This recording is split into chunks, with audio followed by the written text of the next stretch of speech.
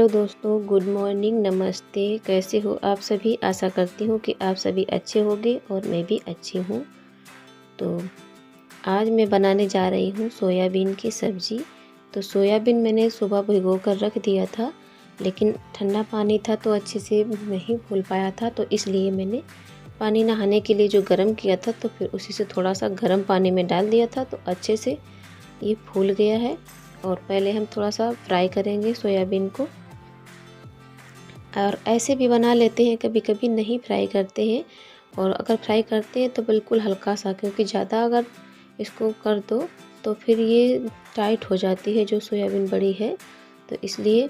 और ये दूध हमने रख दिया है आयुष के लिए। और हर रोज़ सुबह यही काम होते हैं, जैसे सबसे पहले उठो और यही खाना बनाना, क्योंकि मेरे यहाँ कोई नाश्ता तो बनता नहीं है। गांव में ऐसा ही होता है सभी के यहाँ कि जो भी बनाना है तो सुबह ही बन जाता है, जिसको जो भी खाना है तो जिस खाना खा लेते हैं सुबह सुबह ही, क्योंकि सभी लोग खेतों पे लग जाते हैं, काम में लग जाते हैं अपने अपने। तो इसमें मैंने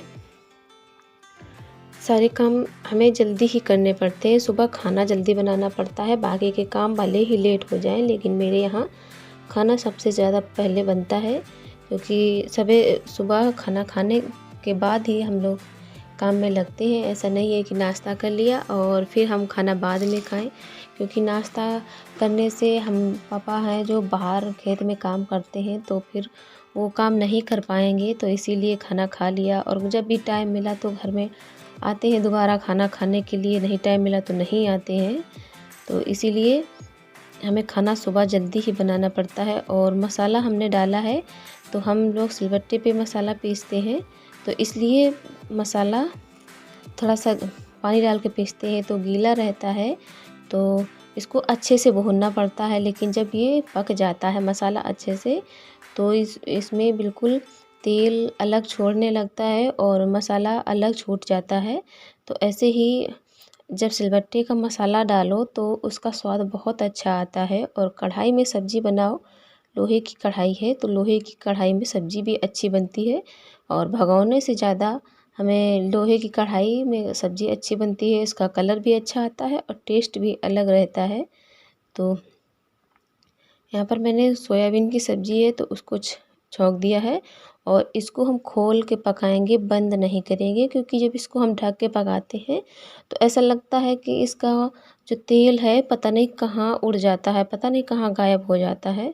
तो साथ में मैंने आटा भी छान लिया था, क्योंकि जल्दी जल्दी मची है अभी। और धनिया पत्ती मैंने डाल दी है और कढ़ाई से इसको पलट लिया है, क्योंकि कढ़ाई में थोड़ा सा ज़्यादा काई जैसा छूटने लगता है जब सब्ज़ी सोयाबीन की बनाते हैं, तो इसलिए जल्दी से पलट लिया था और फिर बाद में मैंने डाल दिया है।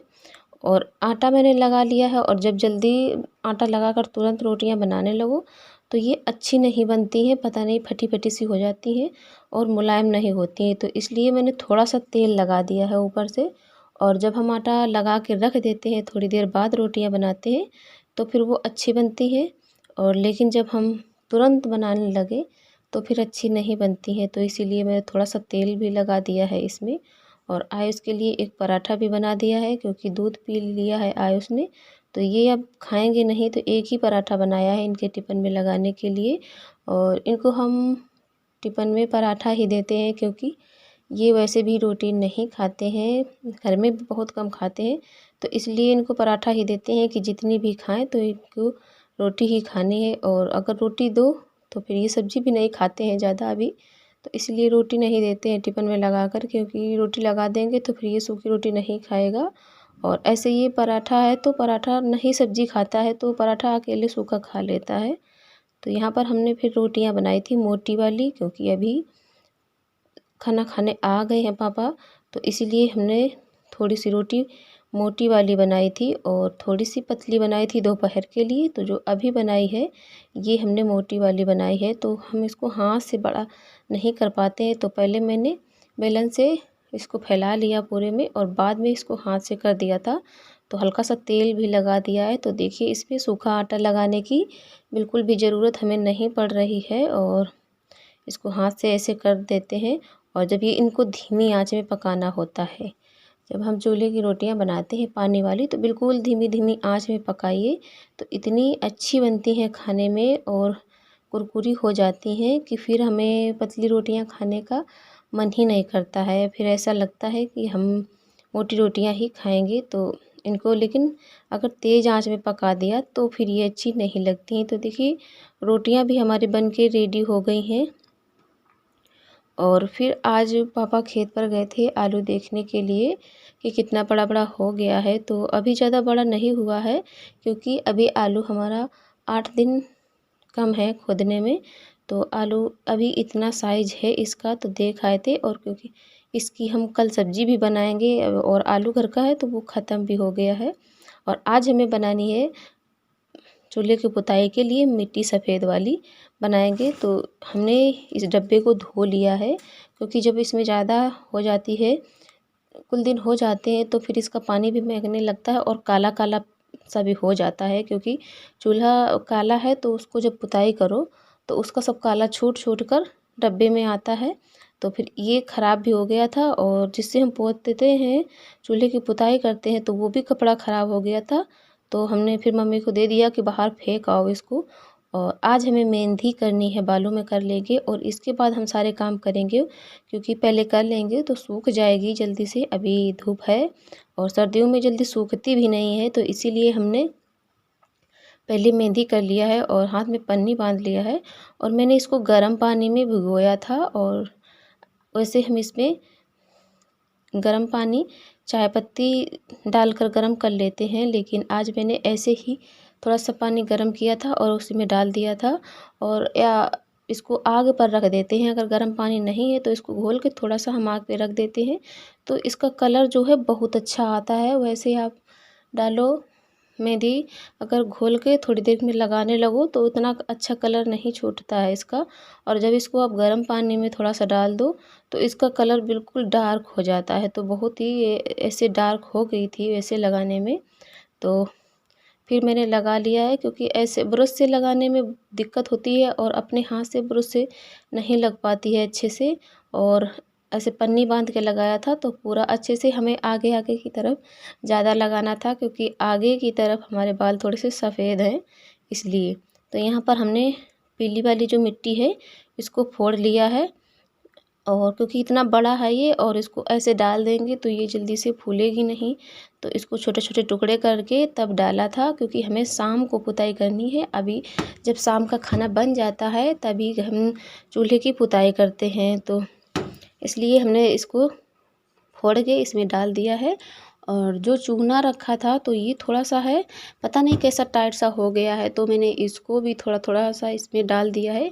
अब देखिए सफ़ेद में चूना सफ़ेद है तो थोड़ा सा चूना डाला है और थोड़ी सी मैंने इसमें पीली वाली मिट्टी डाली है। तो ये दोनों एक ही में जब फूल जाएंगे तो हमारा चूल्हे की पुताई में सफ़ेद मिट्टी बिल्कुल सफ़ेद हो जाएगी चूल्हे की पुताई के लिए। और फिर हमें आ गए थे यहाँ की सफाई करने के लिए हॉल में क्योंकि यहाँ पर धूल मिट्टी हो जाती है। तो ये मेरा कोई रूटीन नहीं है कि हर रोज़ करते हैं, कभी कभी टाइम अगर नहीं होता है तो नहीं भी कर पाते हैं। और जब भी टाइम मिलता है, अगर सुबह जल्दी काम हो गया तो सुबह कर देते हैं और वैसे दोपहर में कर दिया। अगर दोपहर में नहीं टाइम मिला तो फिर शाम को जब झाड़ू लगाते हैं शाम टाइम वही 3 से 4 बजे तब कर देते हैं। और फिर यहाँ आ गए हम शाम को, बिल्कुल खाना आना बन गया था तो इसके बाद फिर हम पुताई करने के लिए आ गए थे। तो मिट्टी हमारी सफ़ेद बिल्कुल बन गई है और आज मैं आपको दिखाती हूँ कि हम चूल्हे की पुताई कैसे करते हैं। तो देखिए ये चूल्हा है तो अभी 2-3 दिन से मिट्टी नहीं पड़ी थी तो बिल्कुल रूखा रूखा सा और काला हो गया है। तो हम जब मिट्टी को घोल के ऐसे पुताई करते हैं तो इसके ऊपर मिट्टी लग जाती है और पुताई हमें बिल्कुल ऐसे करनी होती है। जब हम हर रोज़ पुताई करते हैं शाम को चूल्हे की तो चूल्हा हमारा बिल्कुल चिकना हो जाता है, बिल्कुल चिकना मिट्टी होती है चिकनी अगर, तो चिकनी चूल्हा भी चिकना हो जाता है मिट्टी से पुताई करने के लिए। तो बिल्कुल हमें थोड़ा थोड़ा सा पानी लेके पुताई करनी होती है क्योंकि बहुत ज़्यादा पानी लेंगे तो ये दूर तक फैल जाएगा।